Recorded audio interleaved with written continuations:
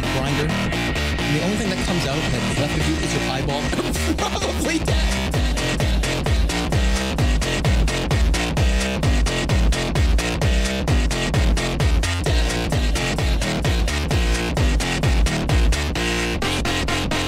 You still got like this part of your finger left.